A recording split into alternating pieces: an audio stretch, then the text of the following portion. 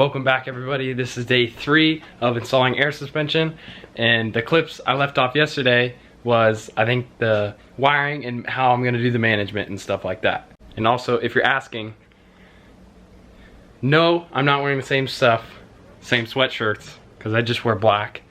Yes, this is the same hat, but it's a garage hat. And no, it is not dirty. I clean them. But without further ado, let's get into it. I think one of the first things that I'm going to do is take out the passenger seat and then see if I can run the harness under the carpet on the passenger side. So what we got done right now is we got the seat out and the carpet out. So we got the carpet up, and that black, this is the air line going towards the battery. I'm trying to do a better job than I normally do. Usually I just put the junk together and just lay the wires wherever they just go. So just a little update. I just tore the whole plastic out of this trunk. All of them. Well, not the left side, but the right side, just trying to tuck this to get it perfect. As you can see, I'm in different clothing now. We had a little mishap happen. I drew blood on my thumb, about an inch cut, probably about 1/4 to a 1/2 inch deep into my thumb with a razor blade, because I was trying to splice very thick wire instead of using the splicers. But just the progress we made today. I have the inline fuse in. That just has to go to this part for the eyelet to go towards the battery. The negative was ran. I don't know if it has to be grounded or on the negative terminal yet. I also have the wire run that goes to the fuse box to tap into one of the fuses as well. As you can see, I have the carpet pulled up. All the trim is out, and those wires are going to get tucked under there real nice and neat. The next thing to do is run the secondary compressor harness with all the other wiring that's already in the car right now. Everybody with a Z knows how hard it is to get these plastics out without breaking any plastic clips or metal clips in here.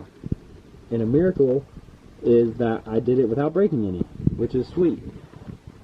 But all of this back here is just panel pieces. It's all a spaghetti mess. The relays will get mounted right here. The cords are run under this foam piece, up against the brace, up against the wall, and into wire tucks on the passenger side. Another side note is I need to order the rear buckets for the car. Get rid of the rear tow arms, coilovers, rear buckets, and then the big rear box can go in. All the air suspension in the rear can get done. This concludes part 3, day 3 of air suspension install on my 350Z. So, hope you guys enjoyed. I'll see you on day 4. First things first, we have a lot to talk about. Let's just start with number 1. I got a haircut. I like it a lot, and that's the biggest change.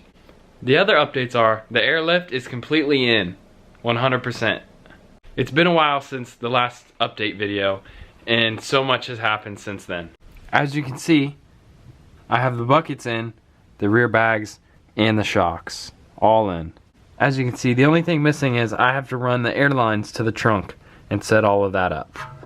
And with the air lines to run to the tank and everything, all I have to do is plug in the manifold, the air lines, and then wire it up to the battery. And then I am completely done with everything. Then my car goes up and down on air. I got some hardwood that's gonna go a long ways. They're gonna go, boards are gonna go like that. And then that's my split divider, so I can pull this part out and pull that part off. And my tank is gonna go, it's gonna hide that line almost perfectly. It's gonna go right there. And then I'm gonna get a black sticker with white writing and put Gaijin on it. But that's the plan so far, and we're almost done, and I'm super pumped about it. This process has just taken way too long, and it's taken so much energy and everything like that. All of the work that's gone into it by just figuring out how to do it, because I've never done it before.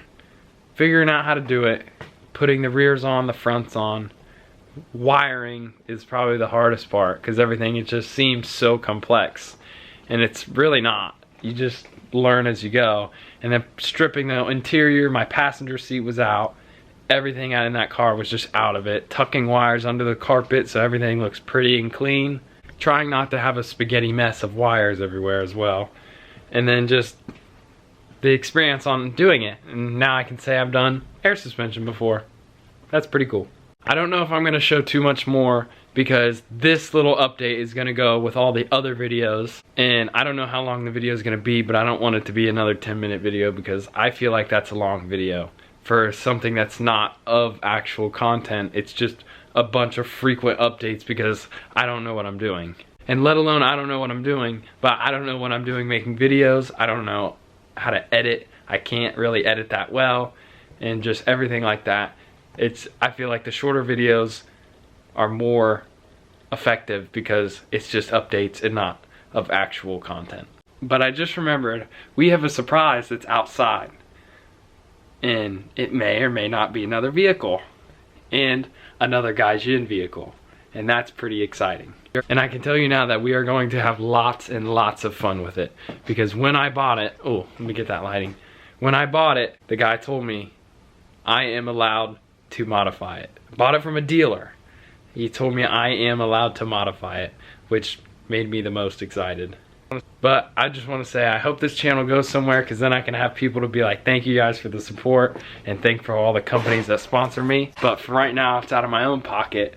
But I want to thank you guys, and I'll see you in the next video when this thing is completely done and driving. Peace out, and I'll see you in the next one.